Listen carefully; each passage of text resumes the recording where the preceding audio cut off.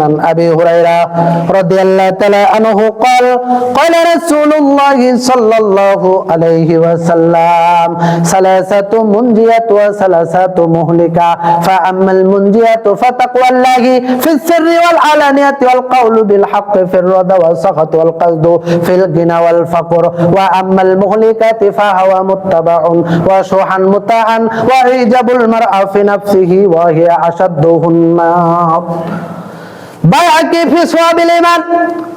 হযরত আবু হুরায়রা রাদিয়াল্লাহু তাআলা আনহু হতে বর্ণিত, তিনি বলেন রাসূলুল্লাহ সাল্লাল্লাহু আলাইহি ওয়াসাল্লাম বলেছেন, তিনটি এমন কাজ আছে যা মানুষকে রক্ষা করে, আবার এমন তিনটি কাজ আছে যা মানুষকে ধ্বংস করে দেয়। ফাআম্মাল মুনজিয়াতু ফাতাকওয়াল্লাহি ফিস সিররি ওয়াল আলানিয়াতি ওয়াল কাউলু বিল হাক্কি ফির রাদা ওয়া সাকাতিল কসদু ফিল গিনা ওয়াল ফাকর। আল্লাহর নবী বলেছেন, তিনটি রক্ষাকারী কাজ, তিনটি এমন কাজ যা মানুষকে রক্ষা করবে, সেই তিনটির একটি হচ্ছে প্রকাশ্য গোপনে আল্লাহকে ভয় করা। প্রকাশ্য এবং গোপনে আল্লাহকে ভয় করতে হবে। আজকে লক্ষ্য করে দেখবেন, গোপনে ভয় করা তো দূরের কথা, প্রকাশ্যেই মানুষ আল্লাহকে ভয় করে না। বেহায়াপনা, খারাপ কাজের সাথে মানুষ জড়িয়ে পড়েছে। গোপনে তো আছেই পাপ।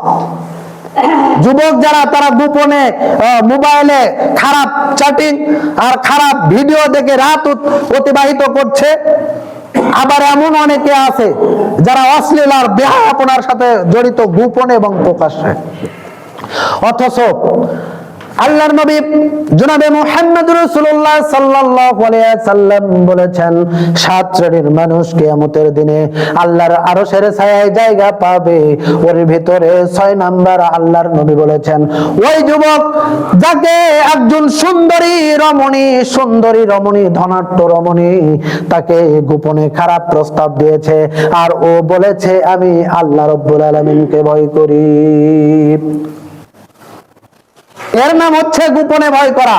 একজন সুন্দরী ধনাঢ্য রমণী যদি একজন যুবককে খারাপ কাজ করার জন্য প্রস্তাব দেয়, আর সে যদি বলে ইন্নী আখাফুল্লাহ, আমি আল্লাহকে ভয় করি, তাহলে আল্লাহর নবী বলেছেন, এমন যুবক, এমন ব্যক্তি কিয়ামতের দিনে, যেদিন বিভীষিকাময় মুহূর্ত, যেই দিন একজন আরেকজনের উপকারে আসবে না, ওই দিনে আল্লাহ রাব্বুল আলামিনের ছায়ায় জায়গা পাবে। বলি সুবহানাল্লাহ বিহামদিহি। বুখারীর হাদিস। তাহলে গোপনে এবং প্রকাশ্যে ভয় করার, আমার ভাইরা, এরপরে আল্লাহর নবী জনাবে মুহাম্মদ রাসূলুল্লাহ সাল্লাল্লাহু আলাইহি ওয়াসাল্লাম বলেছেন, সন্তুষ্টি আর অসন্তুষ্টিতে হক কথা বলা। সন্তুষ্ট হোক আর অসন্তুষ্ট হোক, আপনাকে হক কথা বলতে হবে। কে আপনার উপর অসন্তুষ্ট হবে আর কে আপনার উপর সন্তুষ্টি হবে, অসন্তুষ্টি হবে, সন্তুষ্ট হবে, এইটা দেখার বিষয় নয়। আপনি হক বলার আপনার হলো আমানত। আপনি যদি ওই সময় হক না বলেন, তাহলে আপনি আমানতের খিয়ানত করলেন। সুতরাং হক আপনাকে বলতে হবে, হকের উপর থাকতে হবে, হক বলতে হবে। বর্তমান আমাদের সমাজ, আমাদের দেশ, হক কোথায় এটা অনেক দূর রয়েছে। হকের নাগাল আমরা পাচ্ছি না, আমাদের দেশের মানুষ পাচ্ছে না। যদি হক খেত আর হক বুঝতো, তাহলে কোনো কিছুর জন্য অপরের দেশের কাছে আমাদের দেশের মানুষের হাত পাততে হতো না। আমার ভাইয়েরা, প্রত্যেকটা বিষয়ের জন্য আল্লাহ রাব্বুল আলামিনের নিকটে আমাদের জবাবদিহি করতে হবে, জবাবদিহি করতে বাধ্য। আপনার দিনে 5 কাপ চা খেলে হবে, আপনি কেন 10 কাপ খেলেন? ওই যে শেখ আব্দুর রাজ্জাক বিন ইউসুফ একটি কথা বলেছিলেন, যার কথাই গোটা ইউটিউব, ফেসবুক তুলপাড় হয়ে যাচ্ছে, বুঝে করুক আর না বুঝে করুক। শেখ আব্দুর রাজ্জাক বিন ইউসুফ বলেছিলেন যে, আপনি গরিব মানুষ, আপনি যদি একটি বড় মাছ 2000 টাকা দিয়ে, 1000-1500 টাকা দিয়ে একটি মাছ কিনে খান, তাহলে আপনি জাহান্নামী। আর একজন বড় লোক মানুষ, সে যদি ওই বড় মাছ না খায়, তাহলে সে জাহান্নামী। এই একটি কথার উপরে আসলে পুরো আলোচনাটা কেউ শুনে নাই, যার কারণে এইভাবে পরনিন্দা পরচর্চা হচ্ছে ফেসবুক ইউটিউবে। অথচ যদি পুরো আলোচনাটা শুনতো তাহলে এই ধরনের বাচ্চারি তারা করতে পারতো না।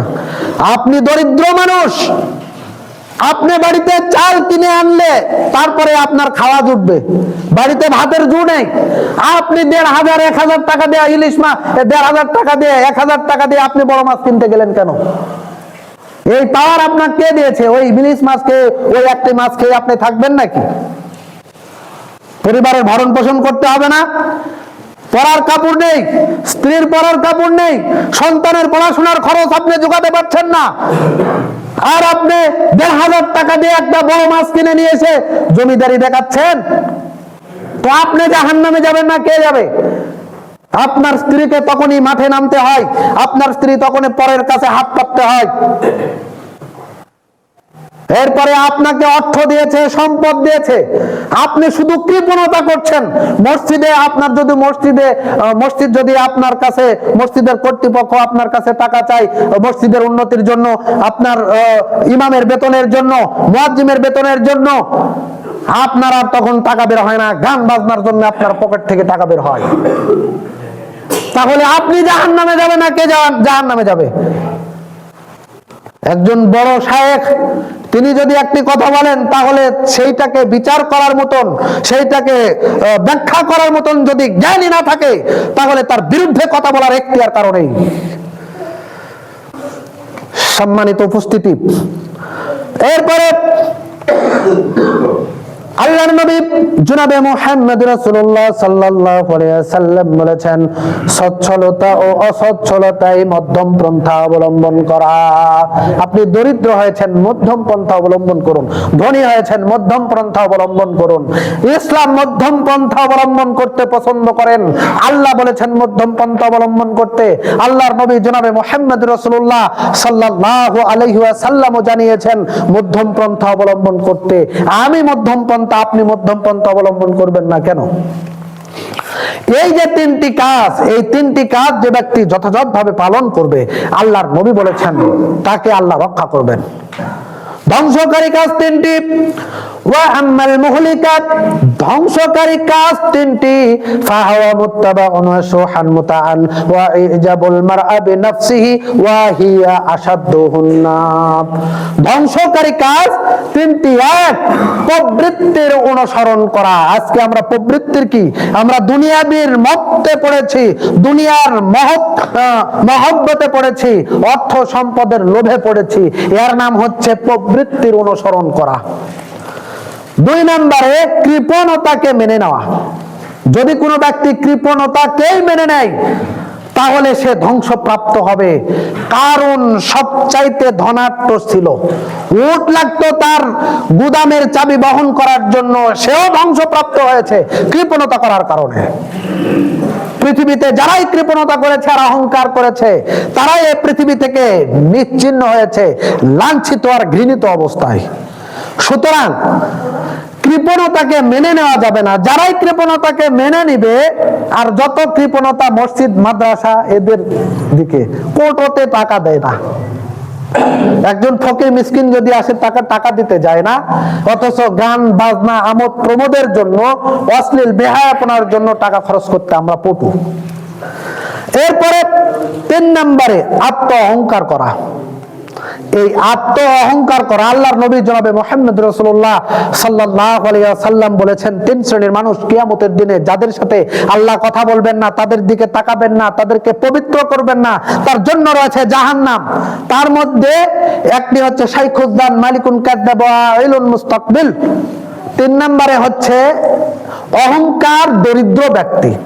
এই যে দরিদ্র ব্যক্তি, বাড়িতে ভাতের জু নেই, বাড়িতে বউয়ের কাপড় নেই, সন্তানের পাছায় কাপড় নেই, নিজের কাপড় নেই, অথচ আত্ম অহংকার দাম্ভিকতার সাথে সে চলাফেরা করে, এমন ব্যক্তির দিকে আল্লাহ কিয়ামতের দিনে তাকাবেন না।